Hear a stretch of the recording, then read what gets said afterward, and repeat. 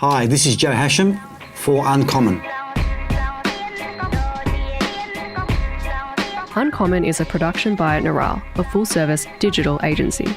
If you want to grow with a premium agency and have the ability to work with Jordan directly, then learn more at neuralle.com/media and request a callback. That's neuralle.com/media. My name is Jordan Michaelides and I'm your host on a show where we dig deep on unique individuals. If you like the show, subscribe. We would love that. It gives us a lot of support and helps us keep things going as well. You can always give us a nice little like, which is always useful. Show notes are down below, just in the comments section. You can also find a link there in the description. It's neuralle.com/podcast for all previous episodes. If you want to listen to the audio, if you don't want to be watching it on YouTube, you can find us on all your good podcast apps. That's Uncommon Show. You'll be able to find us everywhere. If you want to see behind the scenes with us, what we're doing each week, search Uncommon or at Uncommon_show on Instagram and you'll find us there. But what can I say? Thank you so much for checking us out and let's get into it. My guest this week is Joe Hachem, winner of the 2005 World Series of Poker, winner of the 2006 World Poker Tour, father to our previous guest, Daniel Hachem, and the all-time Australian leader when it comes to winnings. Thanks for coming on the show. Thanks, Jordan. Now, I was thinking about openers, interesting little lines that I noticed in some of your interviews. I love this one in particular, that it's never the dealer's fault, which is quite interesting. But I was thinking, as I said earlier, growing up with Shane and watching him do a lot of these charity poker events, has there been a particular celebrity that you found most challenging to play against in poker? A celebrity that I found most challenging to play against. Who surprised you the most? It's kind of like a difficult question to answer, really, to be honest, because let's talk about Shane. Shane is an athlete. He's a champion in his own right, in his own field. So anybody who's a champion in their own field obviously is a very competitive person. And Shane, we all know how competitive he is, right? So when he brings that competitiveness and that natural instinct to poker, he usually outshines just your regular garden variety celebrity. So there's the athlete, Okay. and then there's the celebrity who just wants to play poker because it's cool. Yeah. They're there for the event. Yeah. Yeah. So it's two different things. So you found, if you assess it logically, that most people who are athletes that take an interest in it get into it quite seriously. Athletes, Yeah. they don't want to lose.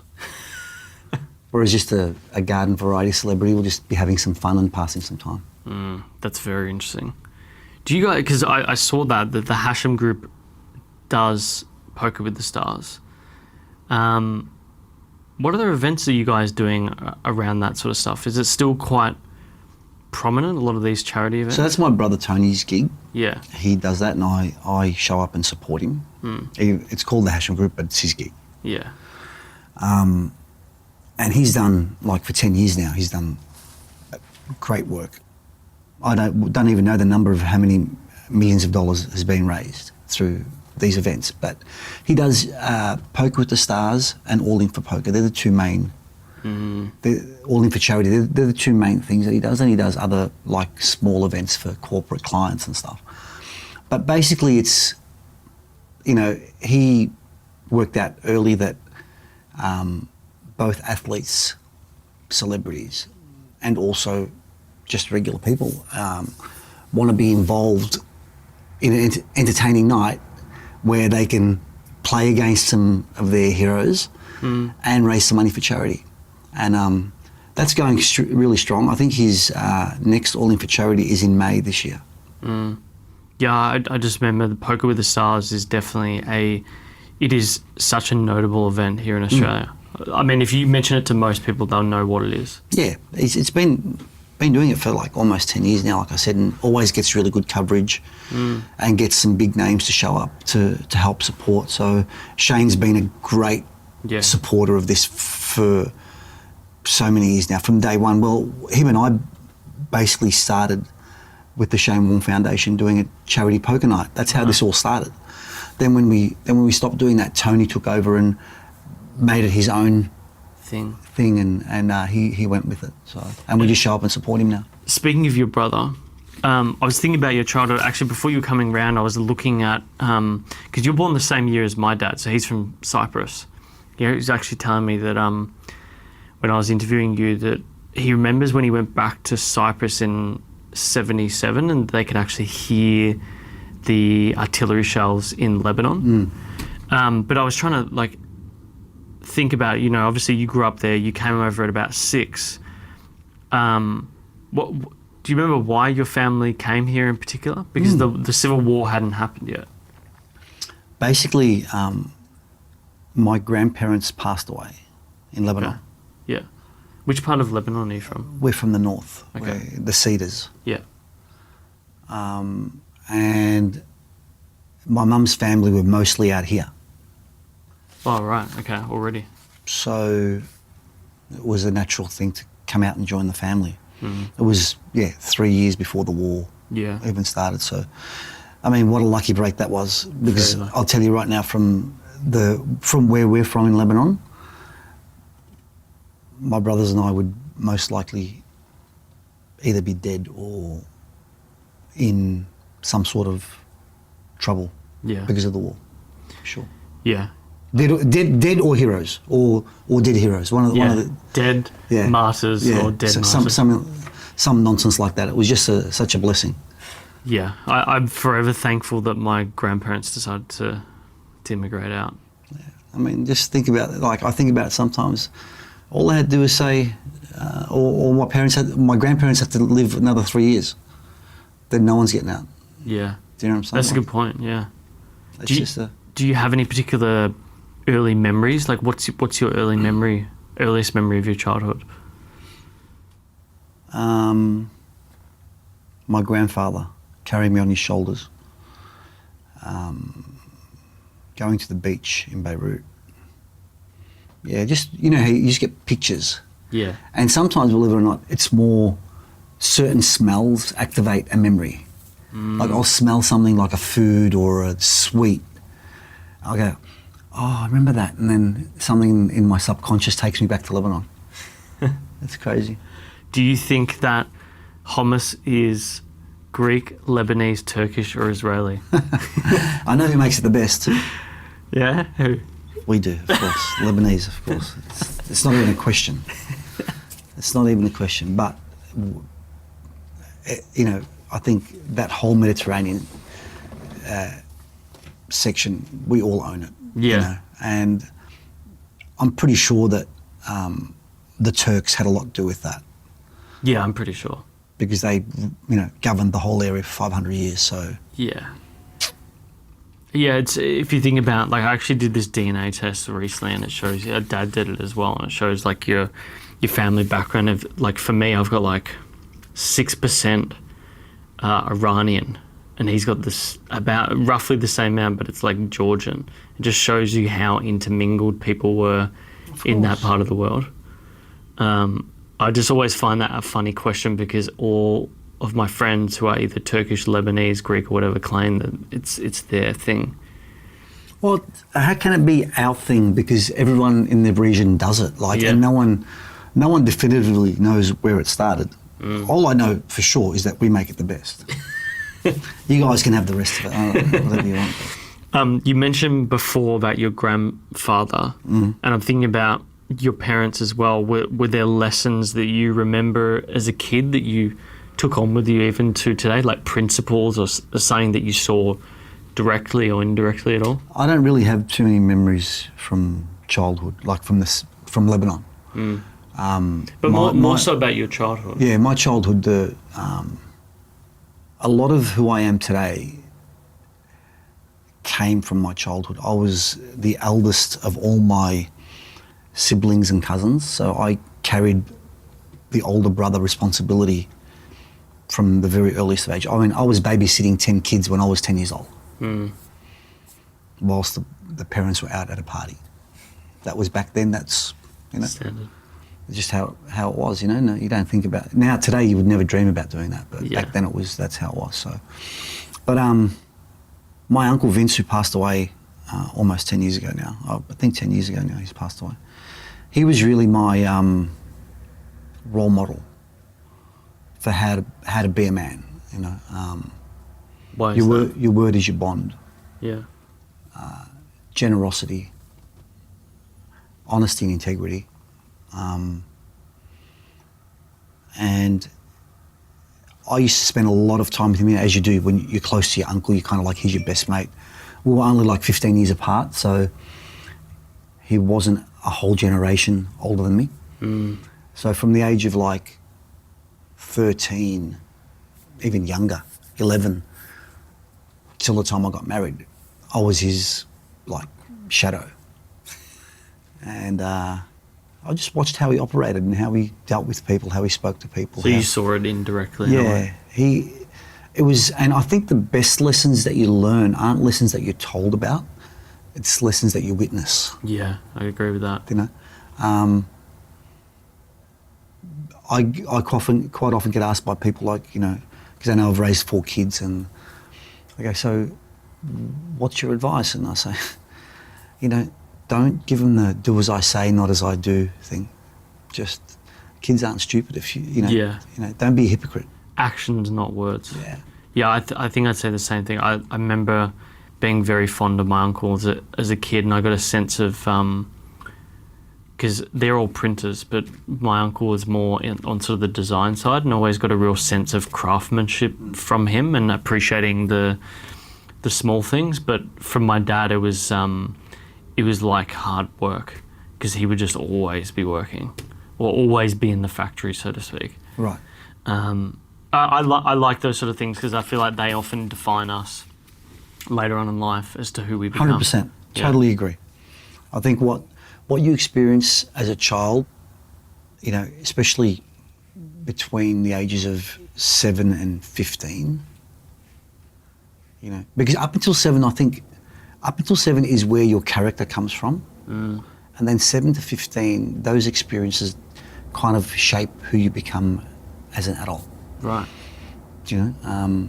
So they often define your key areas of interest and who you... And what you think is important in life too. You know? Yeah. That's interesting. I'm not a psychologist, it's just my evaluation after raising 4 kids and being a kid myself once upon a time. Well, I want to get into your perceptions on psychology, but before we get into that, another field of medicine, chiropractic. I know that you worked in that area for 13 years and then you had to give up that career because you had a condition in your hands. What was the condition? It's called Riffle Myalgia, but now I believe it's just, they just made up some bullshit term just to shut me up because they couldn't work out what was wrong. It's not arthritic. I still have it. Yeah. It comes and goes. It's kind of like I can't really use my fingers. I can use my hands, but if I use my fingers, which you need to do a lot in chiropractic, the pain starts straight away. And so it's pain, not numbness or anything? No. And their description was that the blood vessels in my hands and feet, for whatever reason, already dilated. And when I start to use them, they dilate further, and it causes stretching of the blood vessel, which causes the pain. So I, on a regular basis, have quite warm hands. Like my hands are warm even, you know. But the funny thing is, in cold weather, my hands are colder than others. So I don't know. I don't care. I've had it for like over 20 years now, and nothing's changed. So walk us through your mindset though when they were telling you this stuff. What were you thinking? Oh, well, what happened was in 2000 I started feeling the symptoms, right? And I continued working for another year, and then I finally went to see some specialists, and they took me through the whole gambit of MRIs, blood tests, and they just scratched their head, and eventually they came up with this thing. And in the meantime, I'm thinking, well, you know, I've been building up my practice and my reputation over 13 years, and it looks like I'm done. What am I going to do? But what's funny is at the same time, I was playing more poker, and online poker just came onto the scene. Things happen for a reason, dude. You know, like I just started playing more poker, and I think I went through depression for a year. Really? Well, yeah, I'm pretty sure. Like my personality, I don't think I'm normal in a way, because I compartmentalize things very well, maybe too well. So it always seems like I just don't give a shit. You know, I just get on with it. Like nothing really gets me too much. Yeah. And I'm pretty sure that at some point for that 12 months in 2001, that I was feeling pretty down on myself, but I never stewed about it, you know, just kept on going. Do you think that was because you were worried about the implications for you and the family, or were you just thinking like, fuck, like how am I going to make money? Well, I think it was a multitude of things. Yeah. I have four young kids, a mortgage. Yeah. And my career that I spent, 5.5 years studying and 13 years practicing, it's gone. Yeah.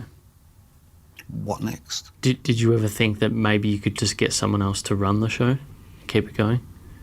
You can, but you're just wasting your time, because by the time you pay them and they're not going to take care of your, well, no, that's not true, but your patients have a connection with you. Just naturally they will lose patience, but I don't think it's a very, very profitable scenario to have people working for you. There's not much left on the table after you pay them, because you've got to pay them top dollar. Yeah, and the responsibility that comes with it, right? Because it's still your practice, you're still paying the bills and all that sort of stuff. So it just makes things very, very tough. The in-between years. So this is before Joe wins World Series of Poker. This is you as a mortgage broker. You're thinking about your future. You're picking up the time you're spending on poker. Why mortgage brokering? How did that come to you? I wanted to go back to uni and study law. Okay. But I realised that I don't really have enough time for that. I've got 4 young kids that need to be fed, and I've always liked property and I like finance, so mortgage broking was kind of like a natural thing. Yeah. You felt that maybe you were probably extroverted, sales type? I was wrong. I'm not an extrovert, I'm an introvert. Really? Or ambiverted? Actually, I don't know that term. Ambiverted is a bit of both, yeah. I'm probably a bit of both. Do you find that when you're at events, are you quite exhausted afterwards? But you still like going to them? No. Like you don't? That's interesting. Because yeah, that would make you an introvert for sure. After reading and understanding the interpretation of introvert, I'm an introvert. I always thought I was an extrovert. Yeah. But I'm not, because I get totally drained from social events. Like literally the energy, the life gets sucked out of my body. Yeah. Like after this interview, I will be very tired. But I do really, I still like going to it. So that would make me an ambivert. I'm better if it's small group or one-on-one. But in a large group, no. Yeah. I can't do small talk, basically. I'm horrible. And when I try and do small talk so I'm not rude, I come off like a dickhead. It's so obvious that I'm just trying too hard. What's the one small talk topic that you just absolutely hate that people get in? Because you must get spotted at Crown regularly, right? Dude, if I have one more person ask me, what did it feel like to win? I just want to fucking choke them, seriously. For fuck's sake. Dude, especially if an interviewer asks me that question. Yeah. Are you serious, dude? 15 years later, that's what you're going to ask me now? Well, that's the thing that I had here is winning the World Series of Poker. I think I counted in every single interview, everyone asks you the question, how has life changed? But I guess I was intrigued, How did life not change? What didn't change? What didn't change? Which is a good question.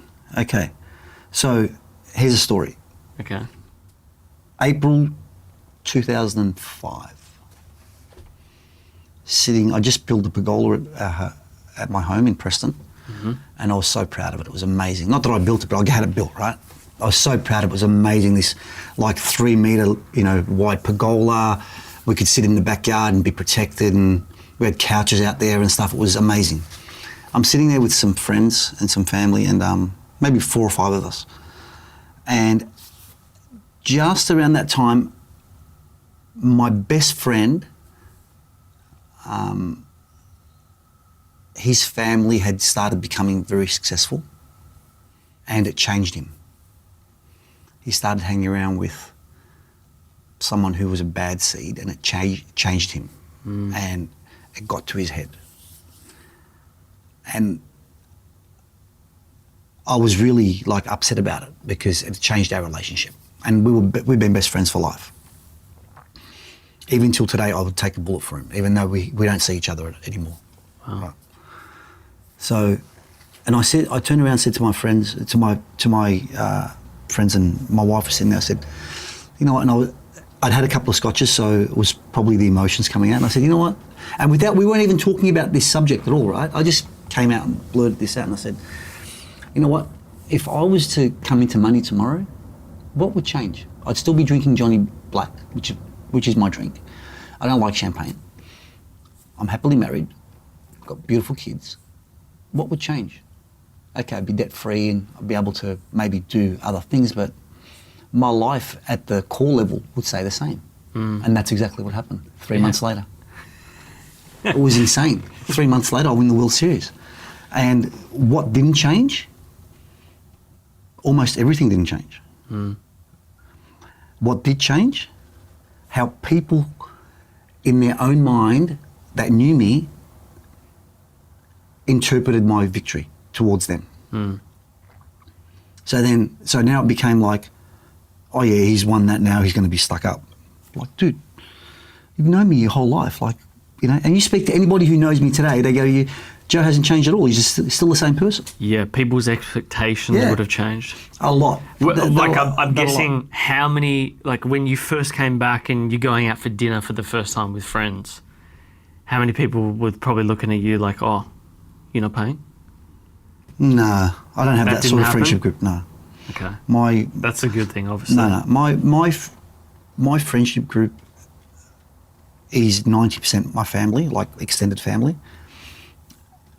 The one thing that protected me is it's always been hard for you to get in as my friend. I'm very sociable and I'll speak to you and I'll make you feel comfortable and whatever, but you're not getting in, buddy. It takes anybody that wants to become my friend 3 years. Yeah. On average.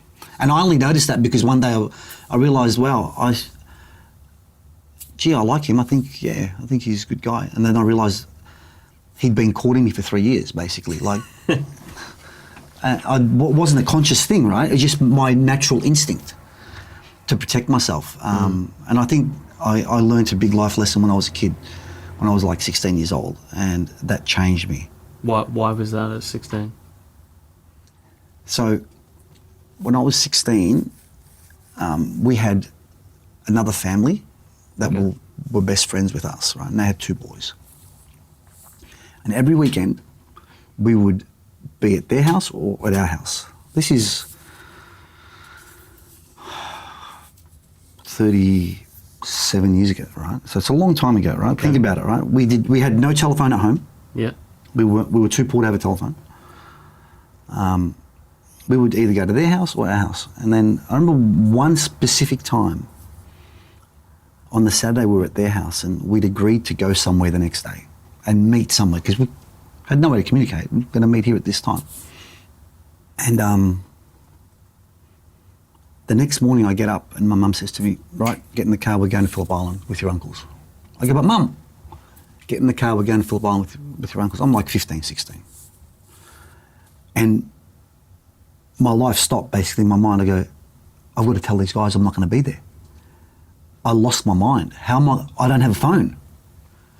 I like, even when I talk about it today, and I've told this story 1,000 times to people, right? And I know this affected my life a lot. So I jump in the car, we're off to Phillip Island for the day.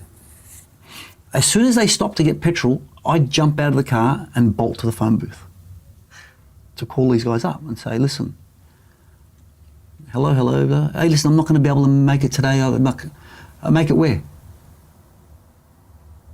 You know, okay. Do you know how shattered I was, dude? So you had built it up as this really big thing. Because I'd given my word that I was going to be there. Yeah. I think part of my personality is I hate letting people down. I hate letting anyone down. And that shattered me. But you hate being let down more. That's why you don't get in. Yeah. That's interesting. And I'm the sort of person that if you let me down as a friend, I blame myself for letting you in. I don't blame you for being a dickhead. It's your fault. For letting you in. Do you know, you said something in an interview with Joe Ingram, and you're talking about how, basically you had changed a lot in that year. It was 2018 when you did the interview. And it was about how basically you decided that you would no longer give people advice unless they actually wanted it. And I wouldn't argue with people. Yeah, and you would, and you try not to tell people they were wrong unless they were speaking to you directly. It was in a conversation, which I found super interesting.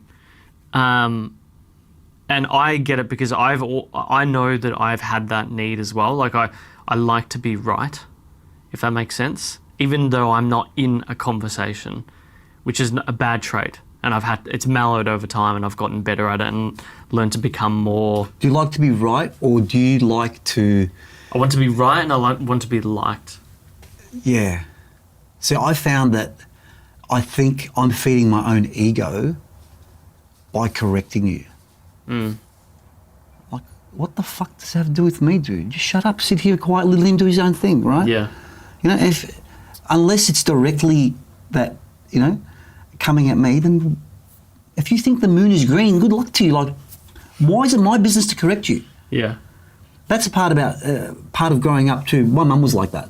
Yeah. My mum was like, she would correct everybody, and you know what? It takes so much energy, dude. Like, my life became so much easier. I'm so much happier once I realised that, hey, I'm not the police. You know, they can believe whatever they want.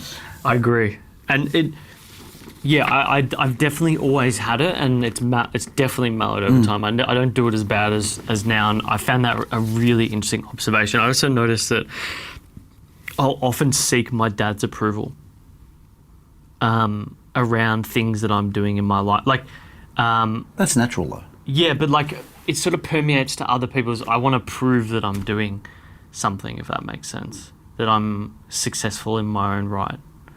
But I have to tell them it's bad. Like, I find myself, if something good happens in the business that we have, I feel this immediate need to tell certain people that I look up to, which it's really hard to battle. Yeah. I guess I was curious if you had anything like that. No. I don't give a shit. I generally don't give a shit what people think. But it's just I don't know what it is. It's saying with my old man. It's funny.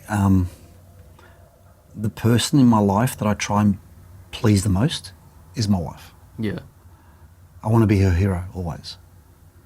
You know, it's and whenever we fight, I can't say, well, you're the only one I'm trying to please. Like, why the fuck are we fighting, dude? You know. What's the? You know, it's crazy. I find with fighting, it's quite funny. I always say, like, if it's a ridiculous fight, let's just walk away for 15 minutes. One of us can go for a walk around the block, and then you come back and realise that the fight was just completely ridiculous. That's easier said than done. You know. I know it is in the moment, but I've built a skill. It's good. To do that. It's great that you can do that. Yeah, it's fucking hard. You know, I try and walk away. She goes, "What? You're not going to speak to me now? Come on." See, I'm lucky. My partner, she's not Greek. She's got like a sort of English, Eastern European background, but she's not. She doesn't have that fire. I mean, she's an only child. Like, she doesn't have. If it was anyone who was like my sister or any of my cousins, it would be horrendous. Yeah. It would. I can actually see it now of my cousin and her partner. Like she is onto him. Wow.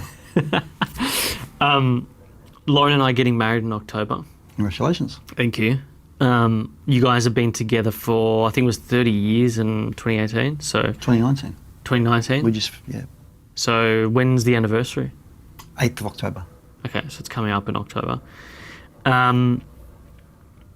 What have you learnt of yourself or of life being married?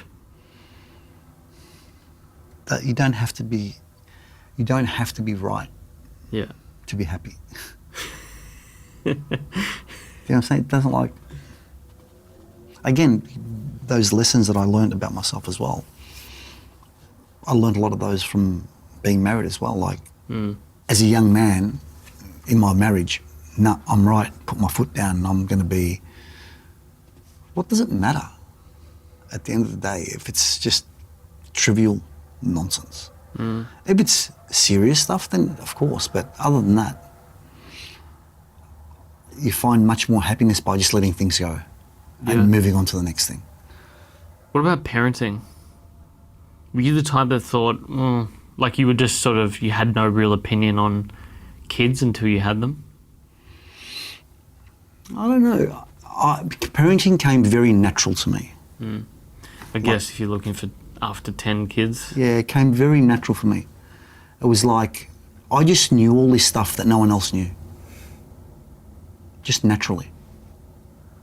And I see it today. I look around like, and my kids, even when they were young, they'd say to me, Dad, if they were your kids, we know what you'd do, right? Yeah, and parenting still comes very natural to me. Communicating with your children has to change as they get older. How you communicate with them. Yeah, I'd agree with that. You go from authoritarian to friend to advisor. Yeah. Do you know what I'm saying? Like, it's just, and with every relationship you have, there has to be lines drawn in the sand. Doesn't matter who it's with, whether it's your father, your mother, your wife, and especially your children. There always has to be a line in the sand where that's the line where me as a friend and me as a father meet. What's the line for you? You can't put words to it. It's just a line that, okay, you've crossed the line now. You can't cross that line because now you're entering father territory, and be careful, right? As a friend, let's hang out and chill. But if I have my father hat on, then don't cross that line. Yeah. I won't accept it. I like that. I want to jump back to poker. We were talking before about what didn't change. I found it interesting reading up. I mean, everyone's heard the stories of how you were playing in cash tournaments leading up to this. You played that tournament a few weeks before the World Series of Poker. A lot of people say that, and I think even Dan said it in the interview, there's luck. I mean, he says it probably because people ask him, like, are you going to be like your dad? And he says, well, there's an element of luck and probability of you having that moment. You know, the fact that I think in that actual hand that you won, if he had pulled out if there had been a 7 on the river or something like that, then you may not have been in the situation that you'd been in. There's this entire thesis in poker where you follow a system, so to speak, that gives you a better chance for what you and he say of going with your gut in the right moments. So I guess I'm curious as to how do you think about strategy within a game or your principles to playing poker? Look, poker, you know, I've spoken about this a lot. Poker mimics life so much. You know, business, life, whatever, relationships, because you need to do the hard work to understand the fundamentals, to understand the odds, to understand the cards. But then there's that element of luck that still needs to go your way. You look around anywhere in the world, in business or in life, you tell me where luck's not involved. Yeah. Even in tennis and golf, we're probably the most skillful individual sports that we know of, right? Sometimes his ball hits the fairway and takes a bad bounce right, and now he's stuck in the lip of a bunker, right? Sometimes it bounces left out of the bunker and now he's in the middle of the fairway. Poker's the same, you know? The chances of it happening are small, but there's still a chance. When I have you locked up and you only have 2.5% to beat me, you still have 2.5%. And you know what? Sometimes it happens. It does. Sometimes it does. And sometimes it happens the other way. Like in you spoke about my 5 diamond, my WPT victory. There was a moment halfway through that final table when we were playing where I had ace queen and the other guy had queen. I had queens and the other guy had ace queen, right? And when I had him all in and I had a few chips left. And the flop came small and the ace came on the turn. And he had ace queen and I've got queens. There's only 1 queen left in the deck. I only had 2.5%, right? If I don't, like he got really lucky to hit his ace. He got super lucky to hit his ace. If I don't hit that queen on the river, then I've got no chips left and I'm probably going to be out next. And the commentator, I specifically remember he goes, Joe needs any queen of diamonds. There's only 1 queen of diamonds in the deck, right? What a comment. So he's being a smart ass and boom, the queen of diamonds rolls off. No shit. And that changed my fate for that second victory. So, and then I've had other situations where at very critical times in tournaments where I've got people dead to rights. And they've pulled it out of their ass. Yeah. And the same thing happens in business, dude. Yeah, I mean, look. The same thing happens in life. It's very, it's You could normal. ask my dad this question and he would say the bounce in the 2010 grand final for St Kilda, the one we should have won. Same thing in 2009. He talks about like the Gary Ablett or Matthew Scarlett toe poke. You see? He's like, oh, St Kilda, we're just unlucky. But I don't know. I agree with what you. I 100% agree with what you're saying. But I do think as well that there's an element to a mindset or a system that gets you to a place where you can't even be in that moment. Of course. Yeah. Yes. Up until that moment. Yeah. Yeah, you need to have the right mindset, the right strategy, the right ability, and the knowledge to get there. And that's, I've always said this. I say, as long as I'm tapping on the window regularly, I'll get my time eventually. And sometimes it can be years. You just constantly you're outside tapping and no one's letting you in, but you're there tapping at least. Yeah. Yeah, where other people are playing in the yard. There's an interesting book. I don't actually know how much you were an author on this, but it was The Flop Turn River, a hand-by-hand analysis of no-limit Hold'em tournament poker strategies. Yep. Just bought that on Amazon. There's also the Pass the Sugar book, but I know that that's more biographical. So if people like this interview, they should definitely go consider Pass the Sugar. Yep. A lot of good reviews on that. How do you think about risk management, though? Because this is the thing. This is the number one thing that all people ask. Risk management. Like, I know that Daniel spoke about this in the interview, and I can see that he's gotten this lesson from you is that the game of poker, in a way, is building or accruing your chips slowly, so when you have those moments when you need to go with your gut, you can pull it off. But I guess people want to hear it from you, right? Well, I think sound financial strategy, relates across every aspect of life, whether it's, poker, business, or just life. In poker, what people do a lot is they don't manage their bankroll correctly. And I have $1,000, and that's all I have for poker. I should never be exposing more than 5% of that $1,000 at a time. Because you can go for streaks and lose. I'm currently on a downswing, And in one game that I'm playing, I've had like 8 or 9 consecutive losses. Yeah. That I'm the big winner in the game. But it happens. But I try and keep my losses to a minimum. Yeah. Well, do you know what really shows that is there was a video I saw with a guy named Tim Ferriss. He's got a similar interview show, and he did a show on TV called The Tim Ferriss Show. I cannot for the life of me remember who it was a guy who won the World Series of Poker. So it wasn't Phil Hellmuth. He's interviewed him, but he did a lesson with this guy that had to teach him in 2 days how to compete in a tournament.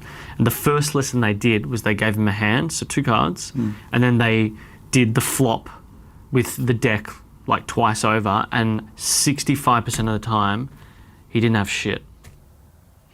You only connect with the flop 30% of times. Yeah. And so that to me you need really, to know those stats. That really emphasizes to me that mindset of you need to use that 5% bet at a time very carefully, and only when you've got an opportunity. I agree. You mentioned that perseverance is one of the things that poker's taught you. Is there a non-poker moment where that has really helped you in your life? Study, when I was studying to be a chiropractor. Wow. They crammed a 6-year course into 5 years back then because of the funding. And I remember the night before my neuroanatomy exam, or the weekend before, the Saturday, I think the exam was on the Monday. I was sitting at my desk and I was just in tears because I could not understand what the F was going on like. And it just perseverance, just working through it, believing that, if I did the right things, I'll get rewarded. But my whole life has been about perseverance. Yeah, I was going to say, do you think poker really taught you that, or do you think you built that up through your own nurture and nature, and that poker aligns with that well? 100%. I think that's where my life helped my poker. Yeah. As I said, I was the eldest. I was like the poster child for my family because I was always studying, working, whatever. And that was just hard work constantly, constantly growing up. And to be honest, I didn't get a childhood. And that's why, people always think I'm so serious. I can't help it. I never had a chance to be, a kid. I always had too much responsibility. Yeah. Fortunately for me, it hasn't backfired, and I haven't lost my marbles and decided to. I had a midlife crisis. Yeah. bought ridiculous car and spent it all on coke. Yeah. I did the first one, but not the second one. Yeah. What are you driving these days? Bentley. Not a Tesla guy? No. My wife loves the Bentley, so we got the Bentley. I'm curious about your legacy in the game. I think one of the things you're most proud of is being an ambassador, your role with PokerStars, what you did for the game here in Australia. And I think I said in Dan's interview, there's 2 people I think that are synonymous with poker here in Australia. It's you and Shane Warne, at least here in Victoria. I feel like that you two have, particularly yourself, have made it, particularly for my generation of guys. Every guy that I speak to knows Joe Hachem and Shane Warne and their poker. What do you want your legacy to be? My poker legacy is all about how I've positively impacted the game. Spread the good word, and hopefully just help people enjoy the game. I spend a lot of time educating people on how not to gamble. Because I'm not a gambler. Yeah. I don't gamble outside. Poker's really what I play, and I only play poker because I think I have an edge. Otherwise I wouldn't play. Unfortunately, poker's played in casinos. Yeah. People that are gamblers are drawn to poker, and vice versa. And if anything, I'd just like to just reinforce that, why would you run a 100-metre race with me and give me a 5-metre head start if we're of the same ability? Why would you ever do that? Whenever you're gambling, it's exactly what you're doing. Yeah. So my legacy revolves around representing poker as a game of skill and a game of fun and, getting people together. And it doesn't have to be about big money. It's about the entertainment, the challenge of beating your friends or your, opponents. You mentioned in prior interviews about how the oftentimes now the winner of the World Series of Poker, the main event, will just sort of go. They don't become ambassadors as much. And you also mentioned another interview about how in Australia we have this sort of weird fascination with the horses and betting on AFL and so on. So guys that would normally be playing poker in America are on the horses and the AFL where they're guaranteed basically to lose their money. I know because I've had friends that do it regularly. I can't fucking stand it. We've gone through this poker boom. What do you think will be the second wave of poker in Australia? What do you think would change people's perception? That's a really good and tough question because unfortunately, because of the people that are attracted to poker and today, the people that are actually good at poker, they're not just regular people, they're just robots who are only in it because they see an edge. There's no enjoyment, there's no social aspect of it. And that hurts poker's image. I've been trying for over 10 years to try and lift poker, into the corporate world, which my brother Tony's doing a really good job of, but still, it's hard, mate. It's really hard. I think online poker returning to Australia legally will help. Yeah. I don't see that that's too far away. I think it's closer than further at the moment. But I'd love to be able to elevate poker to the professional level where many people have tried. I'll tell you the biggest thing that poker has against itself is poker players. And let me explain this, is unfortunately, because poker is a sport, a game that's so individualistic, it's all about me, it's all about what I can get out of it, the people that it attracts are those people. So then when you talk about being part of a community, they're only in there, but they're looking at what's in it for me. I've come across this so many times over the last 15 years, trying to talk sense to people of the same level as me, same caliber as me, to get together and to do something better for the game. Yeah. Always fails. Is that mainly in places like America? Because I had a sense that you have more of an egalitarian approach, because here in Australia, people who often play sport, let's say like AFL, consider themselves custodians of the game. They view themselves as someone who should be furthering the game for their group of stakeholders, whether it's players, coaches, whatever it may be. Do you think that is what it is? I don't know. Like, most of my dealings has been with Americans, obviously. But there's been so many situations where I've just tried to get, hey, let's get together and let's make a stance about this. And then turn my back and someone just goes off and does a deal on the side. Yeah. That has stagnated the progression of poker moving above where it is. I mentioned Dan before. Dan the man. Dan the man. He said that he spoke a lot about the impact you had on his game, but I know that one thing that's been your edge is that you've been able to keep up to date with what's going on, which has kept you in the game. So I guess I'm curious, what has he taught you?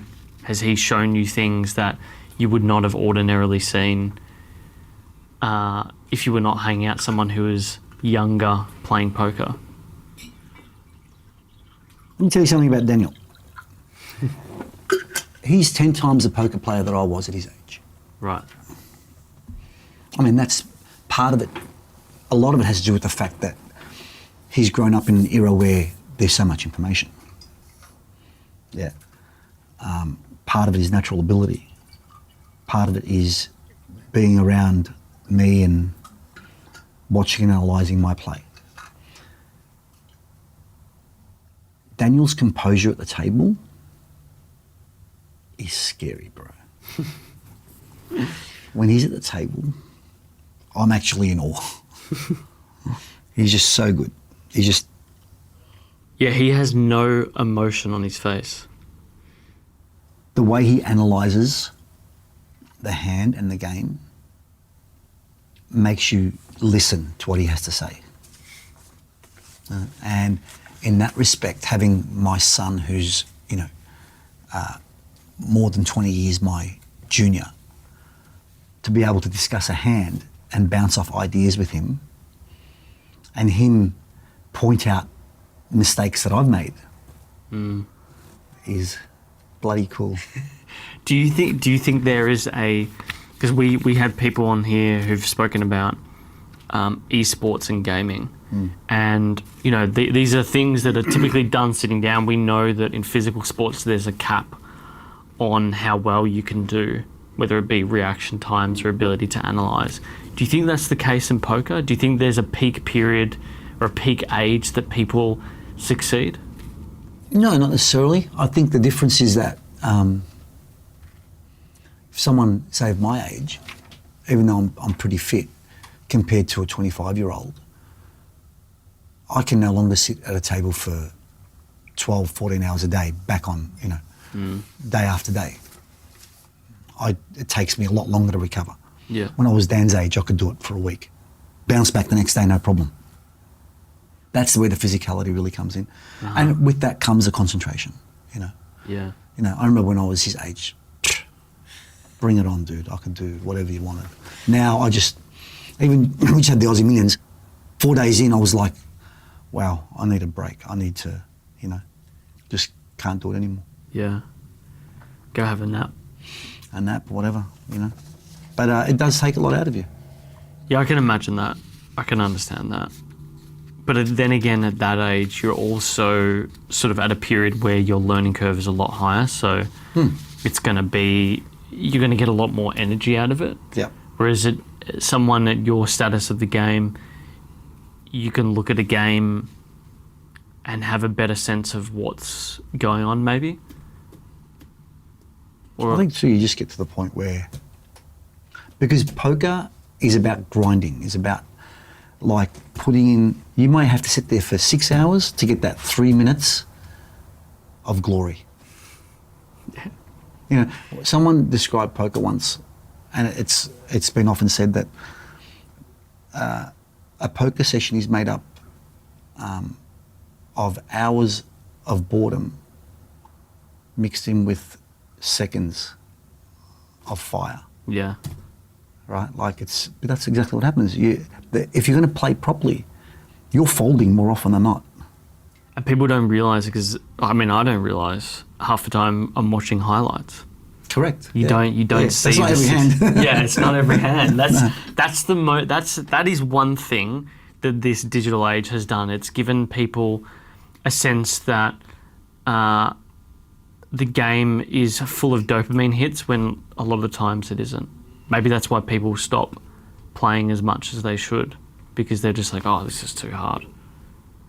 They don't have that sense of patience to actually play as much. I think it's a product of the world we live in. Like, look at everyone's concentration span today. I know, it's ridiculous. It's getting actually so bad. We've got an agency. It's a creative full-service agency. And in the last 2 years, video times that we create for people have gone from an average of 60 seconds. Last year it went down to 30. And now a lot of the best videos are made around 15 to 6 seconds. TikTok. But how's this, right? Yeah, TikTok. I don't trust TikTok. Although I do love that I find it fascinating as a platform. There's a new competitor out called Byte, who's made by an American company, which I'm a bit more trusting of. But what I find interesting is that you've got these two spectrums. You've got these really short form videos, but we'll do an episode like this. It's an hour, hour and a half, 2 hours sometimes, and people will listen to 90% of it. Like the average listenership is 90%.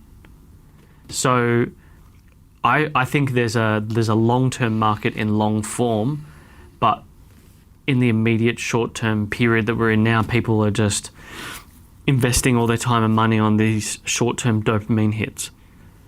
But they're not memorable. No. Like they're that not. interview you did with Joe Ingram will be memorable. That would be around for decades. So I think there's something to be said about that. I don't know where the world is going and whether we're going to actually, curve back into meaningful stuff. But at the moment, it just seems like nothing's really meaningful. It's just passing time. Yeah. Or maybe a bit of coronavirus may change that. Let's hope it's not too much Yeah. coronavirus. I fucking hope so. I'm thinking about your future. I know you do every year, just looking at the on the Hendon Mob, you do the World Series of Poker every year, Aussie Millions, World Poker Tour on the Gold Coast, a few events here and there. I saw you did one in Adelaide recently, charity poker events.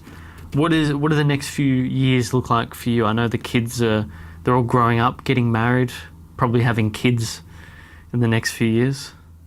Just found out my daughter was pregnant, actually. Really? Yeah. No shit. Congratulations. Thank you. That's exciting. What do the next few years look like for you? Less poker. It's slowly getting less and less. I only get excited by big tournaments.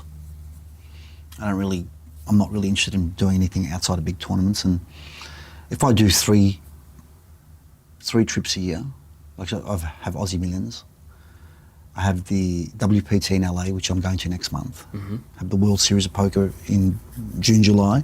Yep. And then there's a WPT in December, the 5 Diamond one that I won. Oh, okay. So, Back in Vegas. yeah. So really, there's no poker for me in Asia, really. Yeah, I found that interesting. Dan said the same thing. It's all about America still. It really is. And Europe has lots of poker, but Europe's so far away, bro. Yeah, that's what he said. But Like, also, it's 24 hours to get but there. I was surprised that he said that. Like, why is there not more opportunity in places like Macau? Aren't there?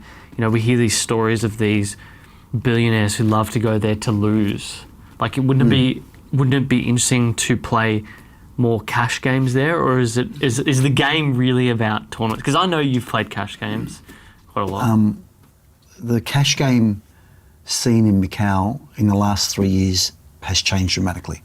All the big whales have been fished out and they've been taken into private games where we're not allowed in. Oh, really? So you're sitting there with a bunch of pros, just, and tournaments have been now banned in Macau. Really? Yeah, That's what's killed it. Yeah. What do you do outside of your poker time? Because that tells me that it's not too much time spent every year on poker. I just love being with my family, to be honest. Yeah? Just Yeah. enjoying life. Yeah. We have 2 restaurants in Melbourne. One in Brunswick, East Brunswick, it's a Lebanese restaurant. And then we have a cafe in the city. What's the Lebanese restaurant called? Mama. Manouche. Oh, yeah, I know Mama Manouche. Yeah. Yeah. So my eldest son runs that. Okay. We have the cafe in the city, Aliana Lulu. And they run it, but I'm kind of like on the periphery, making sure everything's going okay.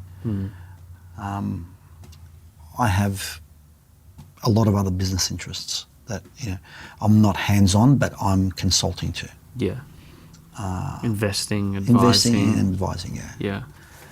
I think since I got married and until today, my number one priority has always been my family and my kids, like above everything else. And I manage my whole life around what I think is important for them.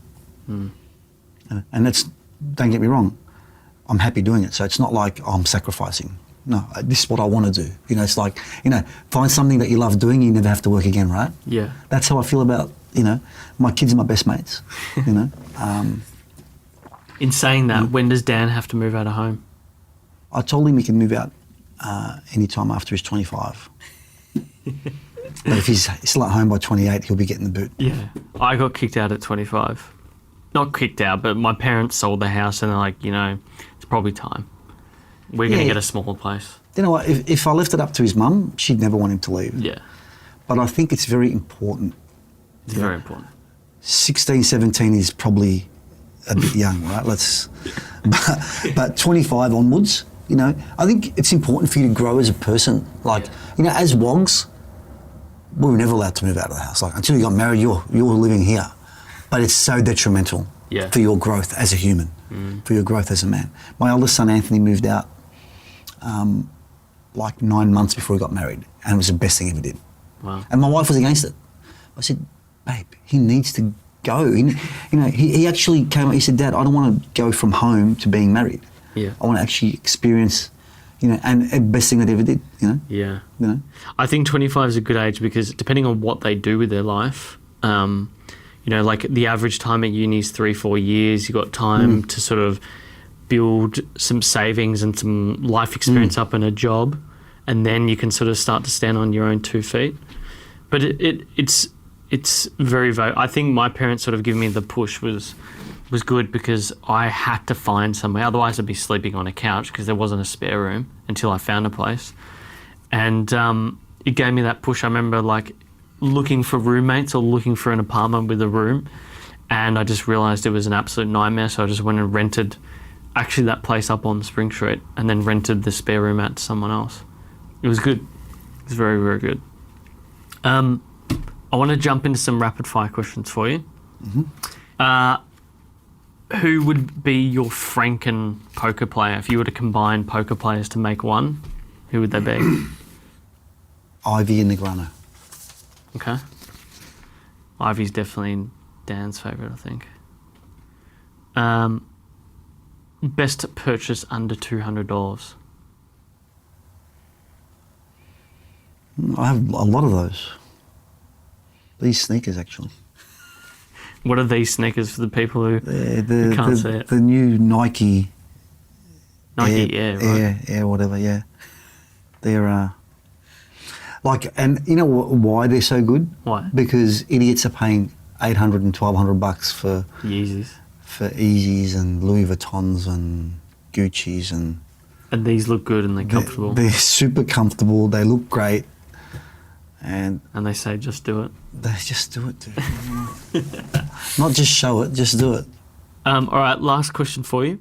If you could have a billboard anywhere in Melbourne, where would it be, first of all? And then what would it say? Or what would it have on it? Oh, wow. What a good question. Where would it be? I like the corner of Punt Road and Flinders Street. Yeah. Where that pub is. Mm-hmm. On top there. And what would it say? So that's like Wellington, basically when you're getting to when it starts to become Bridge Hoddle Road. Street. It's on the corner of Bridge Road and Hoddle Street. Yeah. So it actually bends around now. Yeah. Yeah, they've changed it a bit. It's one of those really cool billboards. Yeah. Depends. What would it say regarding what subject? Whatever you want.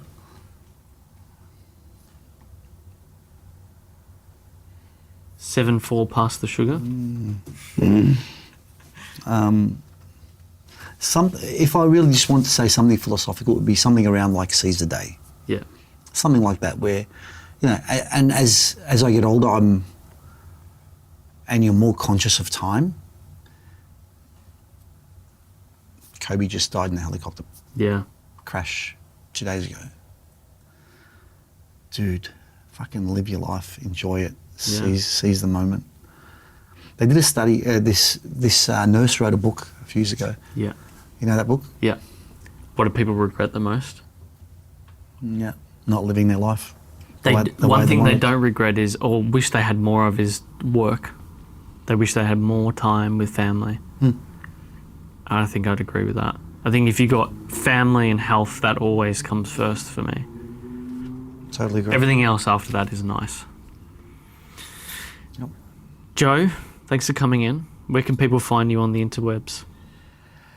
Joseph Hachem Official on Insta, if they want to follow and get some nonsense from me from time to time. No, I actually put out some good stuff. I don't just put out nonsense. And I'm on Twitter as well. I don't do Facebook. I don't do any other stuff. So yeah, I'm easy to find. I've got a blue tick. I think Instagram's the place to be. Yeah. That's where I do most of my content. Yeah. And I cover topics all from family to business to poker. Yeah, everything. Yeah, and I'm about to do a post in the next day or so. It's about one of my favourite poker stories that was from last year's WSOP, which I think people will really enjoy. Thanks for coming in. I'm so glad that Jerry did the intro and that Dan's come in, but thanks for joining. Pleasure. Thanks, Jordan. Cheers. Cheers, mate. Thank you so much for watching Uncommon and this week's episode. If you like it, smash that like button. If you want to keep up to date with what we're doing, please do subscribe. We would love that. We'd love to build this audience that we're growing here of Uncommoners. If you want to keep up to date with audio, you can search for us on all of your good podcast apps. It's Uncommon or Uncommon Show. We'll typically find us. For social, you want to see behind the scenes this amazing studio that I'm sitting in, just search at Uncommon_show. And everything will be there, including our weekly promos. But look, thanks so much for stopping by. Until next time, thanks for watching.